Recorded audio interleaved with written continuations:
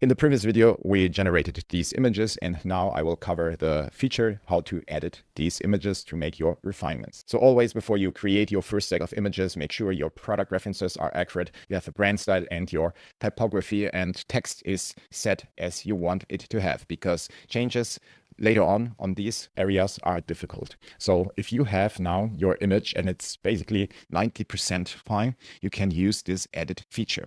The first one is that we can mark an area to make our changes. Let's say we remove this one, and it's easy as that. We mark it and say remove. All right. Then let's go, for example, here. What can we change? Actually, I like this, but here it hallucinated some text. So let's give it another try and let's say remove. So we have two examples of things we want to remove. And then what can be done as well is go ahead and let's select this one and let's do the copy change. Let's make the heading low caps, for example. And then what else we can remove? Let's go on the images, this main images. So what we can do here, since click-through rate optimization is providing the user the information they are looking for, and the quantity is quite small. So what we can do here is here, add a badge to this packaging that shows the amount of capsules and add the text of 60 capsules. It wasn't the best prompt, so try to be as specific as possible. Like, let's go here. Make it on brand. Let's go. All right, what do we have here? We added this one, and you see it changed the copy. It's possible, but it's always better to do it before you generate. Then what else do we have here? We clean up this image. So we have here the same. And all right, then you see it's pixel perfect, and it added a simple badge to the packaging. And this is actually terms of service compliant. Let's go a little bit more wild here. Select this image. Add some creative graphic elements that makes the main image for Amazon stand out in a search engine result page. It should grab attention, be creative, find something that is, actually grabbing attention. So let's see what happens. I do a cut here.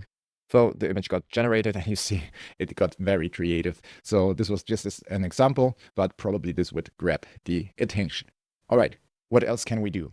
For example, this one has the copy on it, and sometimes you want to have the full control. Currently, we have no actual full image editing here in the app. But if you want to make language-specific images, I would go like that. Either I would, from the beginning, turn on text-free image and generate an image without any text, so you can use Photoshop, Canva, or Figma to place these texts on it after you created it. Or we go from here and say, remove all text from the images and icons. So it generated, and you see here it removed everything. So you can download it and edit it if you're in your design tool of your choice. The next one is here, edit text from the image. Currently, we don't have a dedicated edit feature, but this is on the roadmap. But here, it just brings you back to the text editor where you can adjust the copy if needed. Next one.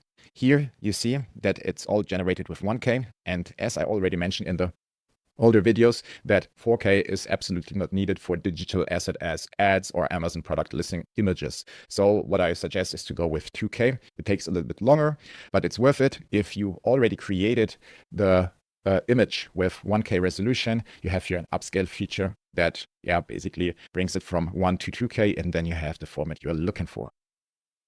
So it's generated the upscaled version, and I'm not sure if you see it in the recording. It got a bit more crisp, but the details are minimal. So another handy feature is that you can turn an existing squared image into, for example, an A+ content section. So let's maybe select this one and say, we go with 16:9.